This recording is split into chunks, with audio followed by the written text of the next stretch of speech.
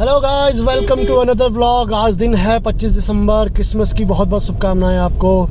और मैं और मेरा दोस्त अतिन अभी निकले हैं घर से कहीं घूमने के लिए। अतिन कल ही मेरे घर पहुंचा है, तो हमने प्लान बनाया था कि हम यमुनोत्री घूमने जाएंगे, तो हम यमुनोत्री के लिए घर से निकले थे। लेकिन द थिंग इज़ कि रास्ते में सड़क निर्माण का कुछ कार्य चल रहा है, जिसकी वजह से 11 से 3 बजे तक जो सड़क है, जो रोड है, वो ब्लॉक रहेगा। कोई भी ट्रैफिक जो यमुनोत्री की तरफ जाता है उसको अलाउड नहीं है उसे निकलना वहाँ से।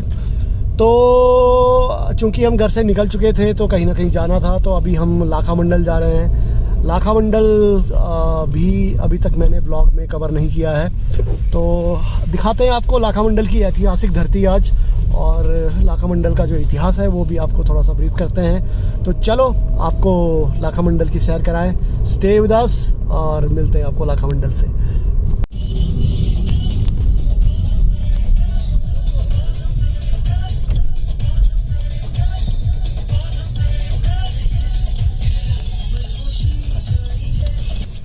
रैपिड होगी रैपिड है।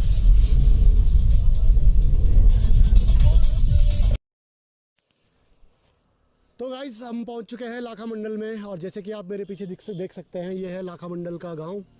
और लाखा मंडल का इतिहास में आपको थोड़ा सा बता दूं। लाखा मंडल का मतलब होता है लाखा का मतलब होता है बेसिकली चर्बी। तो महाभारत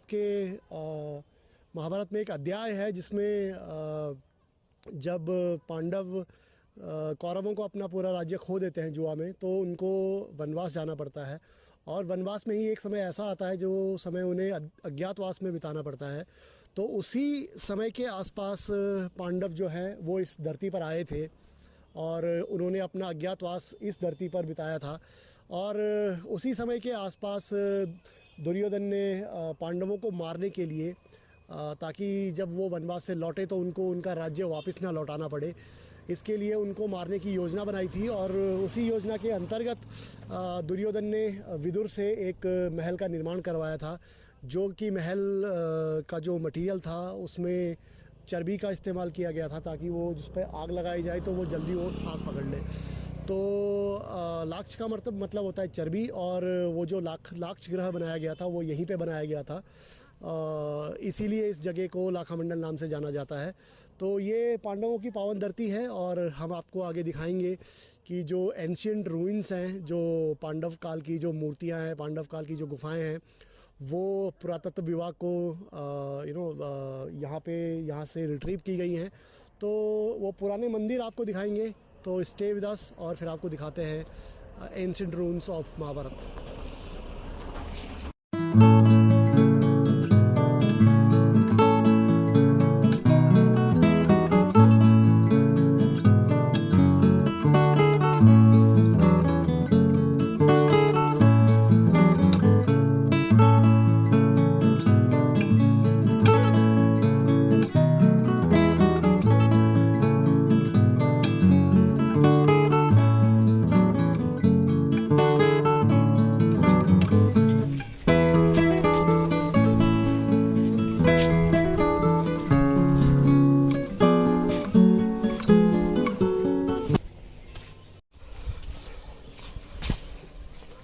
तो ये है मंदिर का रास्ता, और अभी हम जा रहे हैं प्राचीन शिव मंदिर की ओर।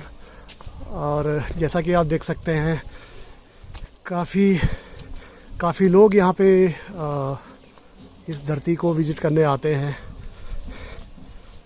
और इतना क्राउडेड आपको इस समय ये नहीं दिखेगा।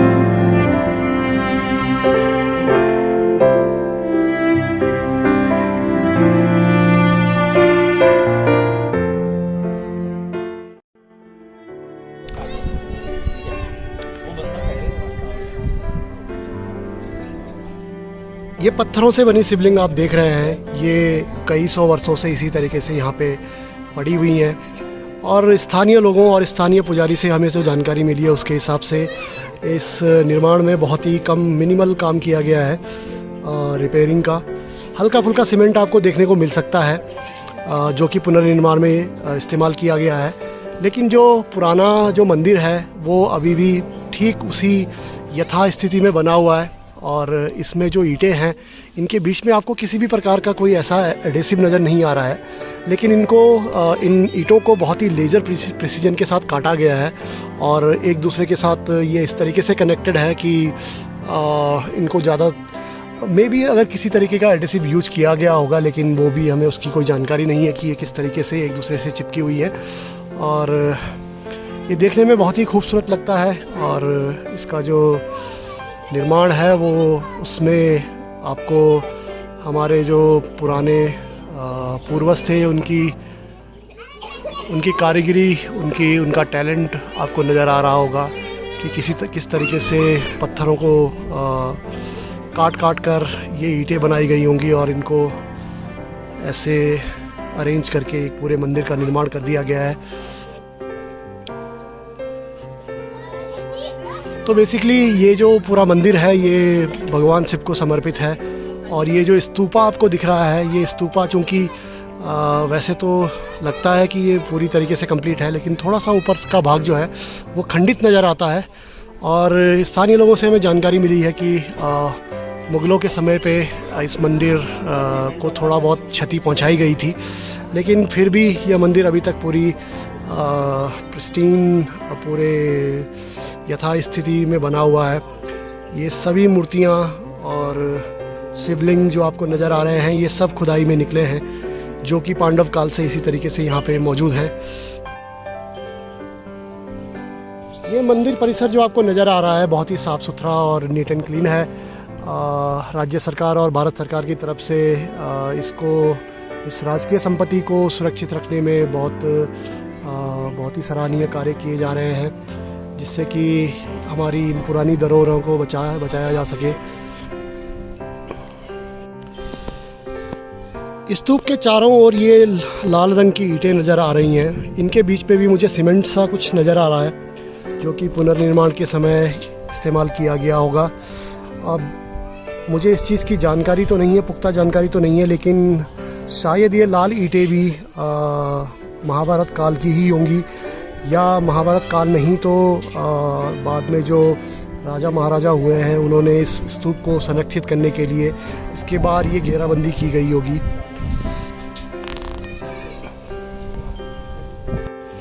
भारतीय पुरातत्व विभाग की जानकारी के हिसाब से इस मंदिर का निर्माण 5वीं से 8वीं सदी ईसा पूर्व के आसपास किया गया है। तो इस जानकारी के हिसाब से सिंहपुर के राज परिवार से संबंधित राजकुमारी ईश्वरा ने अपने पति चंद्रगुप्त जो जालंधर के पुत्र थे उनके निधन पर उनकी सद्गति एवं आध्यात्मिक उन्नति हेतु इस शिव मंदिर का निर्माण कराया था।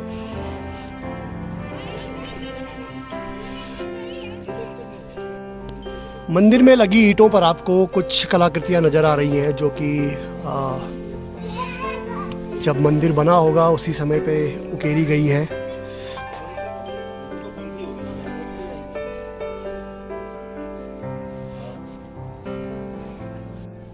अब आगे बढ़ते हैं, जो स्तूप के ऊपर मेन शिवलिंग है वो आपको दिखाते हैं।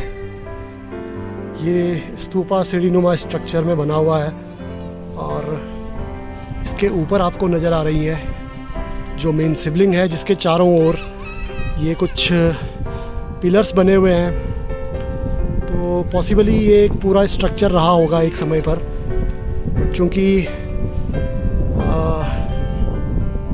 भारत में इन्वेजन का, बाहरी घुसपैठियों का एक पूरा इतिहास रहा है, जिसमें जो पुराने मंदिर हैं उनको काफ़ी नुकसान पहुंचाया गया है। भारतीय पुरातत्व विभाग की जानकारी के हिसाब से भी ये प्राचीन शिव मंदिर ऐसे बहुत कम शेष बचे हुए हैं, उनमें से एक शिव मंदिर है। तो ये जो पिलर आपको नज़र आ रहे हैं, एक समय पर ये पूरी तरीके से एक स्ट्रक्चर इसका रहा होगा, लेकिन अभी चूंकि इसके अवशेष ही बचे हुए हैं तो आपको नज़र आ रहा होगा ये छोटे छोटे अवशेष, लेकिन शिवलिंग जो है वो अभी तक पूरी तरीके से सुरक्षित नज़र आ रही है।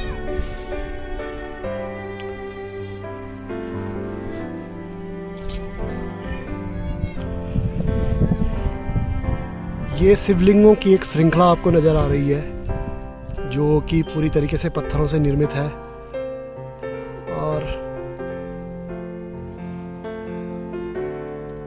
खुदाई में ऐसी सैकड़ों शिवलिंग जो है वो निकली हैं। इस कलाकृति को ध्यान से देखिए। ये कुछ त्रिमुखी किसी डेमीगॉड, किसी देवता की कलाकृति बनाई गई है। पॉसिबली ब्रह्मा जी का चित्रण किया गया होगा, जिसमें एक मुख जो होता है वो पृष्ठभाग में होता है, इसलिए वो दिखाई नहीं देता है। तो जनरली 3 मुंह होते हैं जो सामने की तरफ होते हैं, और ये पॉसिबली मंदिर परिसर का पृष्ठभाग रहा होगा, जिसको पॉसिबली अगेन सीमेंट से संरक्षित किया गया है। लेकिन अंडरलाइंग स्ट्रक्चर आपको नज़र आ रहा होगा जो पूरी तरीके से पत्थरों से बना हुआ है। ये मूर्तियाँ या तो नर्तकियों की रही होंगी या फिर द्वारपालों की, क्योंकि ये जिस पिलर पे खड़ी करी गई हैं वो द्वार पे ही है। तो मोस्ट पॉसिबली ये द्वारपाल रहे होंगे, क्योंकि इनके हाथ में जो ये हाथ में जो आपको ये हथियार नज़र आता है, ये इस तरीके का स्पीयर जनरली द्वारपालों के पास ही होता है। तो ये द्वारपालों को चित्रित किया गया होगा इन मूर्तियों के जरिए। उसके अलावा मंदिर में आपको गणेश जी की मूर्ति नज़र आ रही होगी, और ये गणेश जी के ऊपर संभवतः शिव जी को चित्रित किया गया होगा।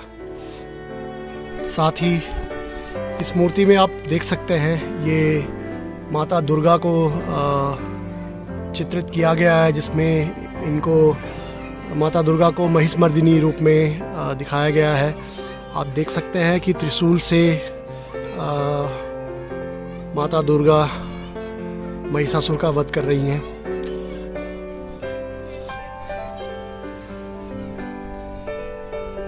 इतने छोटे से पत्थर पर इतनी गूढ़ आकृति की रचना करना, ये अपने आप में एक बहुत बड़ी बात है। और इतनी डिटेलिंग के साथ आप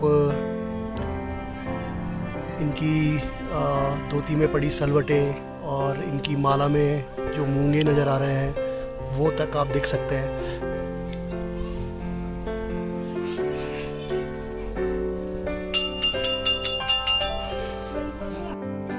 तो मंदिर का अगर बारीकी से निरीक्षण किया जाए तो ये बड़ी ही आश्चर्यजनक बात है कि किस तरीके से इतनी लेजर प्रिसीजन के साथ इन पत्थरों को काटा गया है और स्टैक करके इतने बड़े मंदिर का, इतनी बड़ी कलाकृति का निर्माण किया गया है। तो मैं अभी भी आश्चर्यचकित हूँ, और ये एक बड़े ही रहस्य का विषय है कि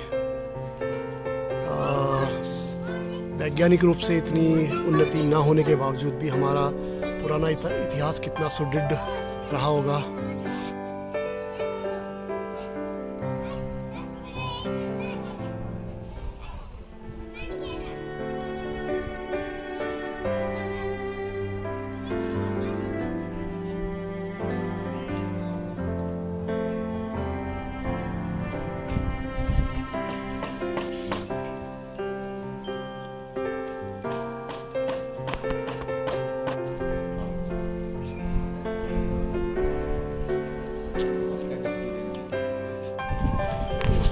तो पुरातत्व विभाग की जो जानकारी हमने अभी पढ़ी है, ये बहुत अच्छी बात है कि ये ब्रेल लिपि में भी लिखी गई है। तो जो दृष्टिहीन है वो भी पढ़ सकते हैं कि इस जानकारी में क्या लिखा हुआ है एग्जैक्टली।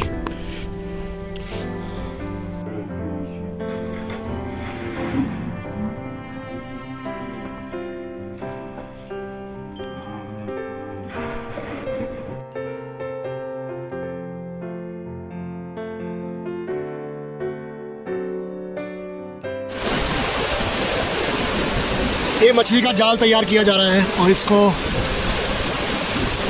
नदी के बीचों बीच लगाकर छोड़ दिया जाएगा, जिसमें स्वतः ही 1 या 2 दिन में मछलियाँ फंस जाएंगी और फिर इसको निकाल कर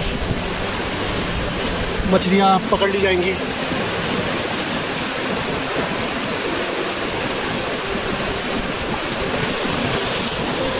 ये भी मछली पकड़ने का एक तरीका है, जिसमें एक लंबी सी तार पे छोटे छोटे फंदे लगाए जाते हैं फांसी नुमा, और इसको नदी के बीचों बीच इंस्टॉल करके छोड़ दिया जाता है, जिसमें नदी के बहाव के विपरीत या नदी के बहाव के साथ जो भी मछलियाँ तैर रही होती हैं उनके फिन्स जो है वो इन फंदों में लड़ जाते हैं और मछली जो है वो जाल में फंस जाती है।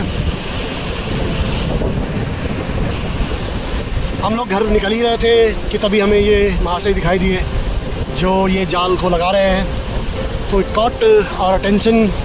तो हमने रुक कर देखा कि एग्जैक्टली क्या कर रहे हैं, तो पता चला कि ये घर से जाल बुन कर लाए हैं और अभी इसके दोनों एंड पे पत्थर बांध कर इसको तैयार कर रहे हैं। बीच के कुछ फंदों पर ये पत्थर लटकाए जा रहे हैं ताकि जो मेन रस्सी है वो पानी में बनी रहे, बह ना जाए।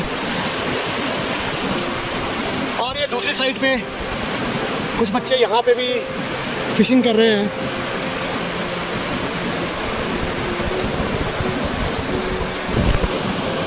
फंदा पूरी तरीके से तैयार, सभी किनारों पे पत्थर लगा दिए गए हैं और अभी नदी में डाला जाएगा इसे। लेकिन ये देखना बड़ा इंटरेस्टिंग होगा कि ये नदी में इसको किस तरीके से फेंकते हैं।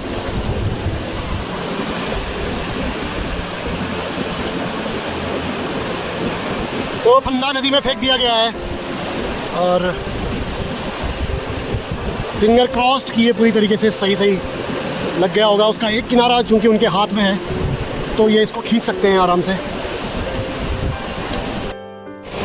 तो चलिए इस ब्लॉग का यहीं पे अंत करते हैं और आपको मिलते हैं अगले ब्लॉग में।